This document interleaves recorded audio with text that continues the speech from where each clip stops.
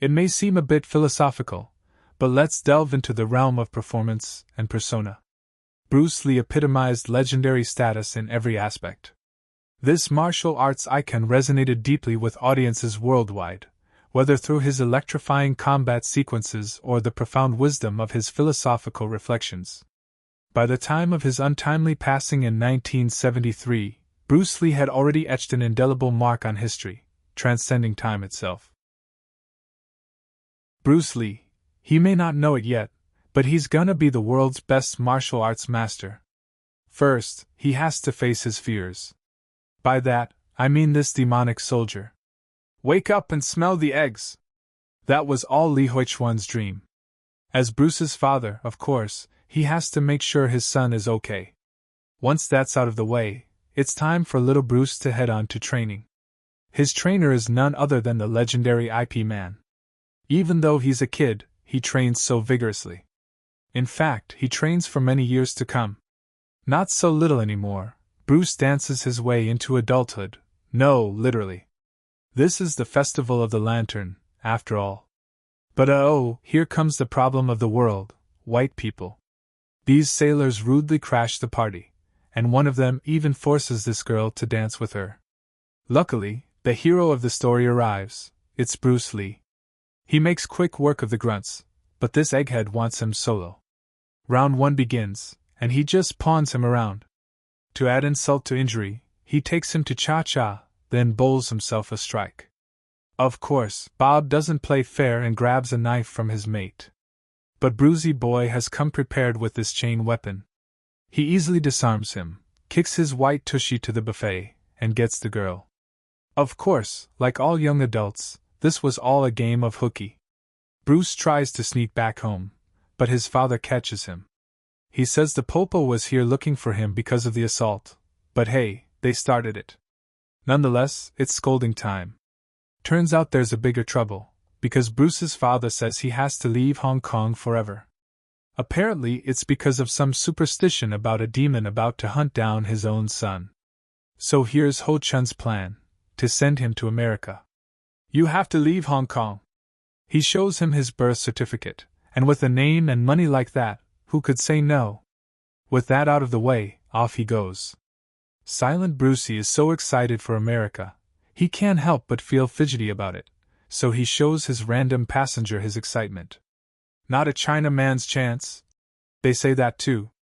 Sadly, this guy can't help but feel pessimistic, and for good reason too. Basically, there's insane discrimination in America. I guess some things never change. Bruce still holds his head up high. When Bruce finally gets to America, however, he's reduced to a dishwasher.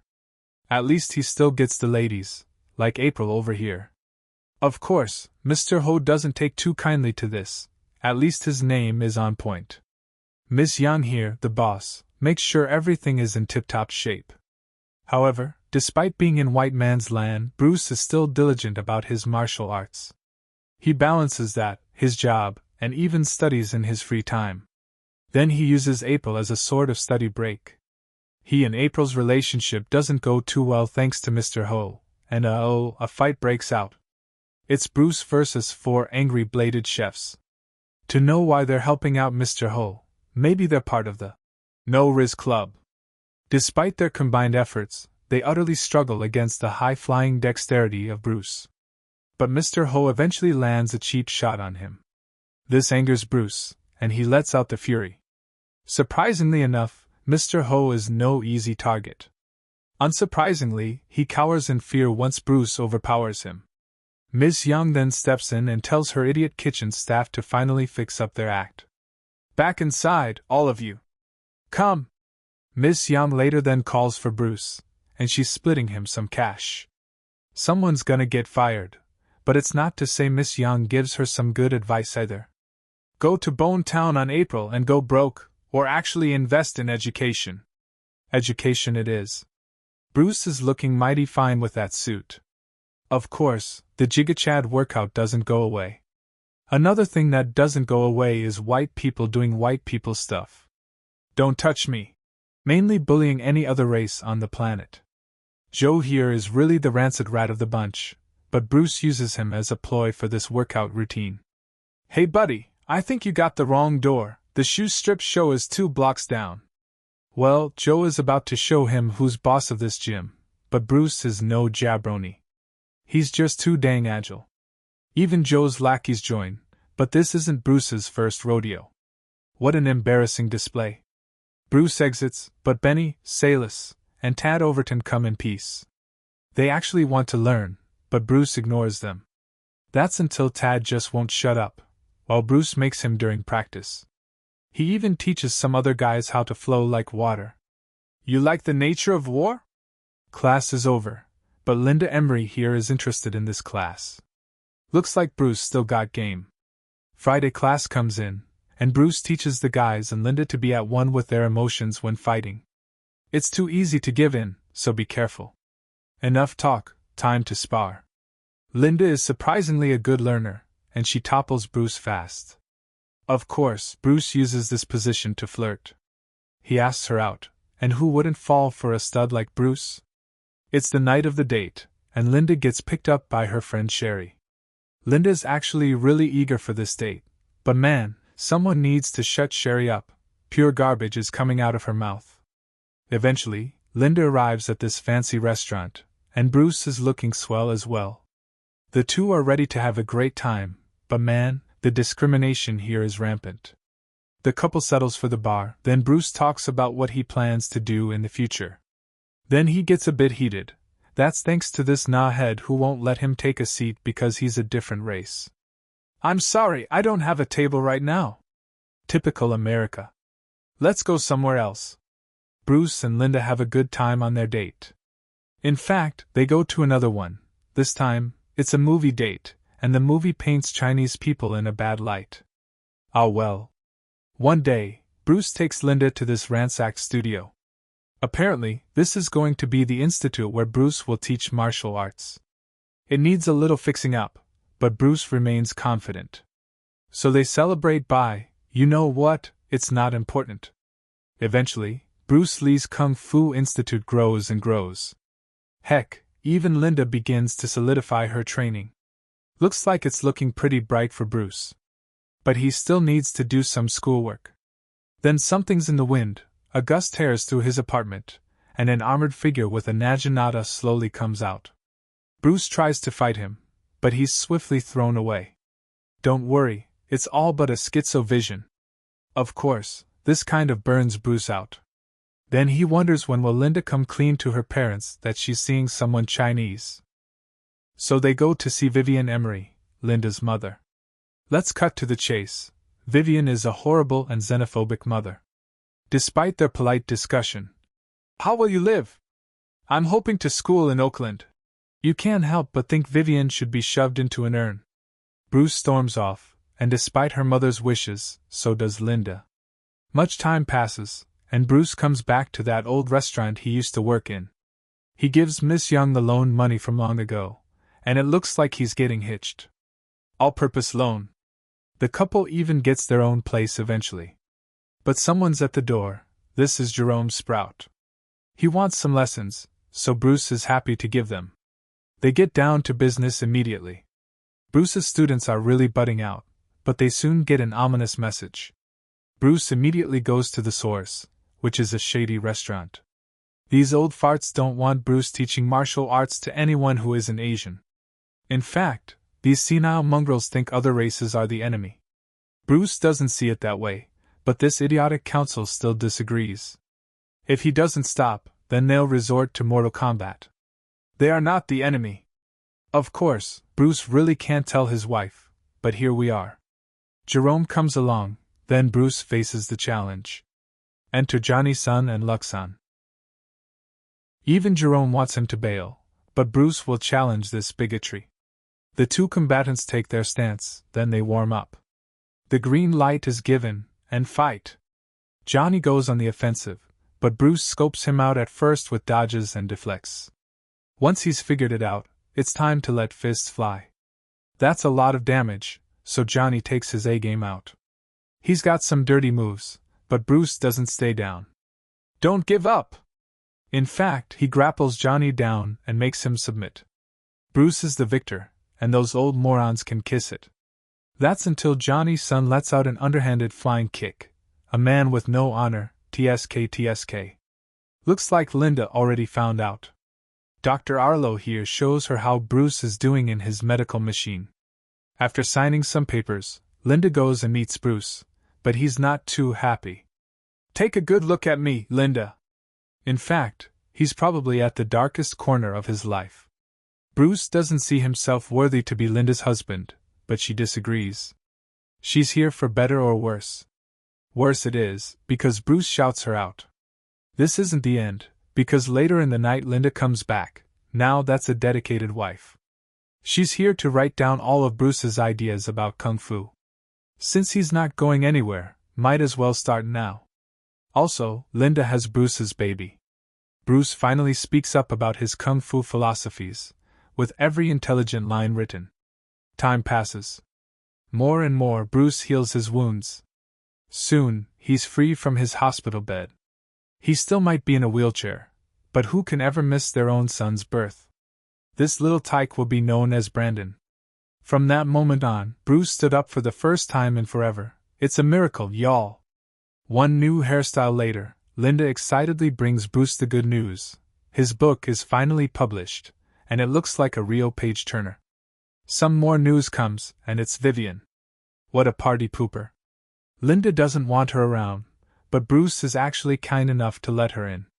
And on the turning point of things, Vivian comes around when baby Brandon finally melts her frigid heart. You did, sweetheart. Things are turning out for the better, because not only has Vivian accepted Bruce's heritage and race, but he himself begins to work out again. But things don't always stay peachy. Later in California, Bruce gets mostly booed by the crowd because of the absurdity of his martial art, Jeet Kune Do. Linda and Jerome see the crowd's displeasure, then they chant to force Bruce to prove the worthiness of his fighting style.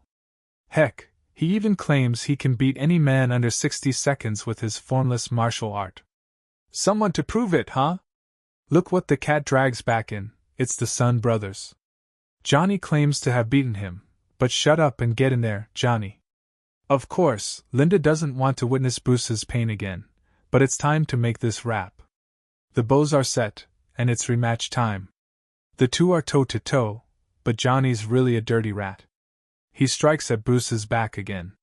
Bruce lets the dragon out and kicks his teeth in. Bruce, it's not looking good. One more flying kick, and he's out of the ring. The rat is no more. And that was under 60 seconds too. See? Now the crowd chants for him. Bill Krieger here talks to him about TV, since he's a producer. I'm casting my new series. It's called The Green Hornet. This might sound familiar, but have you heard of The Green Hornet? Let's fly to the studio, and Bruce is getting his first acting gig. He's getting a rundown of what he's going to act out, and it looks simple enough. Already, some of the dudes here don't like his Oriental heritage, but let's just get into action. Roll the cameras, and holy smokes!